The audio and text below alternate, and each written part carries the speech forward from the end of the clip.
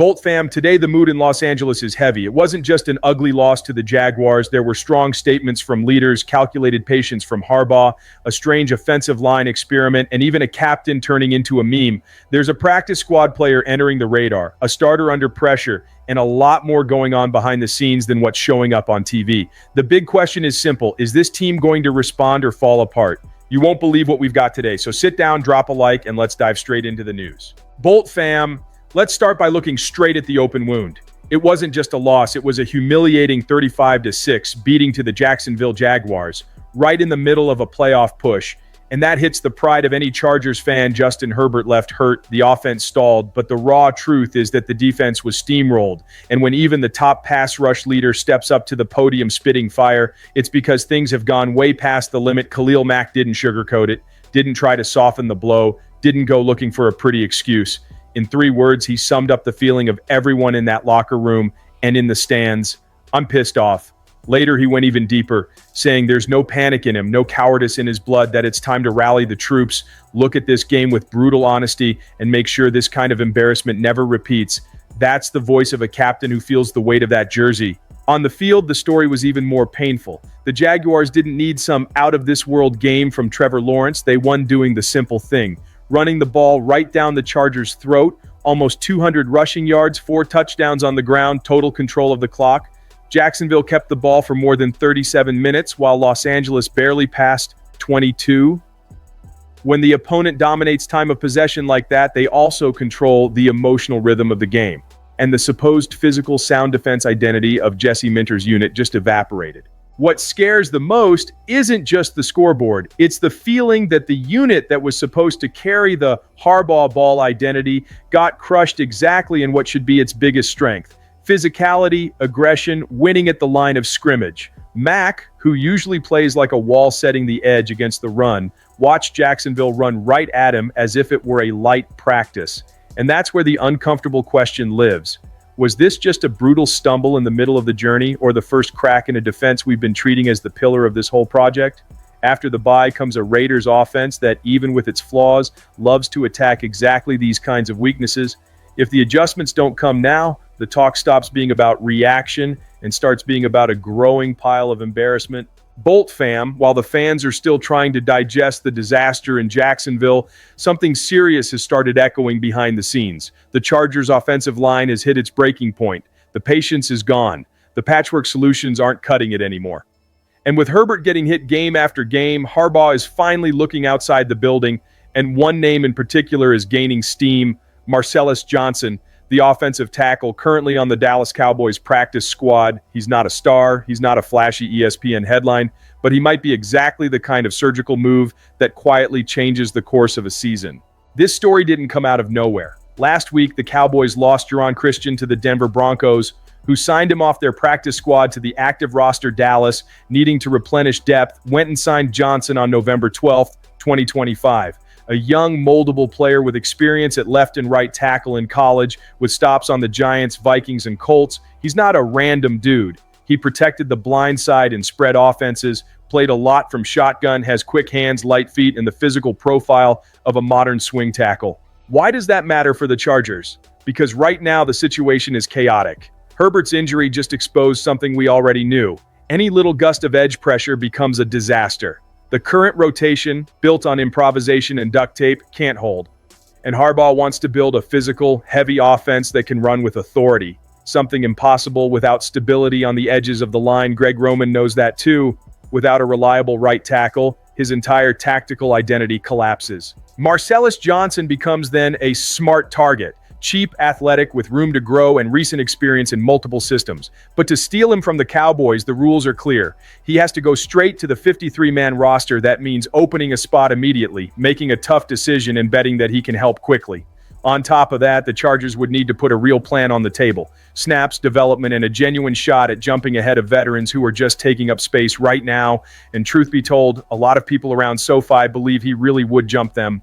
The lack of stability on the right side of the line creates a wide open lane for a player like him to climb the depth chart almost automatically. In an emergency situation, he could even start games while the staff fine-tunes protections with slides, tight end help, and running back chips. That's why more and more analysts and fans are asking the same thing. Maybe the Chargers don't need a superstar at this moment. Maybe they just need someone who won't break the entire structure. Quietly, Johnson might be exactly that. And the craziest thing, this still isn't even the most explosive part of the day.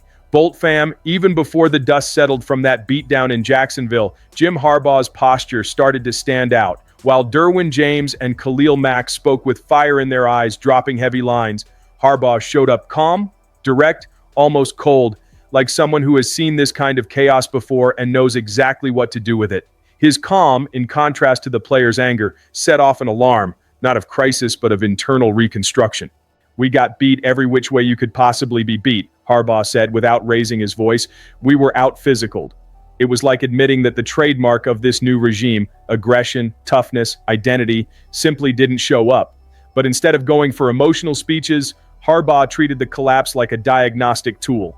No wild rant, no desperation, just an underlying message: a lot of people are going to be held accountable. This bye week, which once looked like just a chance to breathe on the schedule, has become essential. It's time for Trevor Penning, newly arrived via trade, to absorb the system and build chemistry with the line. Time to get Omarion Hampton's body right so he can hopefully bring his burst back to the offense on November 30th. Time to clear heads after a game that offered absolutely nothing positive to carry forward. In the locker room, the emotional contrast was intense. Mack, still steaming, said it's hard for him to even repeat the word out-physicaled, but if Harbaugh said it, then it has to be true. Derwin James talked about humility, about being forced to face reality. Herbert, trying to hold himself together even while dealing with injury, said the bye will be good for everybody to get their bodies back. It's that strange mix of shame, anger, and focus that usually comes right before big changes. These 14 days aren't just a break, they're an emotional border. Either the team comes back against the Raiders with its identity restored, playing hard, hitting first, cleaning up every detail that the Jaguars exposed, or the ghost of instability is going to start haunting Los Angeles again. Harbaugh knows a single loss doesn't define a season, but he also knows there comes a point when a team has to respond, and that point has arrived. Bolt fam, if there's one player who has become the symbol of fans' built-up frustration this season, it's Bradley Bozeman. Not because he's a bad guy and not because he doesn't try his, but because in the Harbaugh era, when everything is supposed to move toward more physicality, more technique, and more reliability, watching your starting center get pointed out as the weakest link on the line hits in a different way. That game against the Jaguars turned that discomfort into widespread irritation. Bozeman entered the year with massive responsibility. Even after criticism in 2025 and low grades, he was kept as a starter. And more than that, he got the captain's C on his chest. Fans already thought that was strange. It felt like an emotional bet from Harbaugh, an attempt to turn Bozeman into a culture pillar, someone who would lead the offensive line's transition into a heavier, more punishing style. But the reality on the field hit hard. Today, the metrics don't lie. Bozeman ranks 37th out of 37 centers graded by Pro Football Focus with a 48.2 overall mark. On the eye test, many fans say the same things: struggles anchoring, problems against bull rush, bad angles on zone blocks, a worrying drop in initial explosiveness. That alone would be enough to spark debate. But then came the moment that blew up on social media: the flop. A completely disastrous attempt to draw a flag, a weird, almost comical play that went instantly viral. In a game that was already humiliating, that snap became meme material, compilation fodder, a clip that TV and online commentators used to mock the Chargers' offensive line. And the worst part, it wasn't just funny, it was symbolic. It perfectly captured how the fan base feels, a mix of frustration, disbelief, and that bitter "man, this can't be real" feeling. Harbaugh isn't going to bench Bozeman over a ridiculous flop. He's not going to do it just because of bad grades either, at least not right away. The staff still believes the overall structure of the offensive line is messy and that the problems aren't only on him, but at the same time, it's obvious that the C on his chest has turned into a weight, not fuel. And whenever a team needs to react, some name always becomes the focal point of public pressure. And right now, that name is Bozeman. As Los Angeles tries to rediscover its identity, the pressure on the center only grows. Because leadership isn't just about talking. It's about executing. It's about protecting. It's about holding everything together. And now the big question is, can Bozeman handle that weight? Or will he end up becoming the very symbol of the change Harbaugh is eventually going to have to make? Bolt fam, after all of this, you can feel that this bye week isn't just a pause on the calendar, it's a turning point. The defense was exposed. The offensive line is at its limit. Harbaugh is measuring every step, and names like Marcellus Johnson, plus Bozeman's future, are turning into central talking points. Either this team comes back against the Raiders with a completely different attitude, hitting first, protecting Herbert, and honoring the powder blue, or the fan base's patience is going to run out fast. So let me know, do you still truly believe in this turnaround, or are you already in full distrust mode with the Chargers?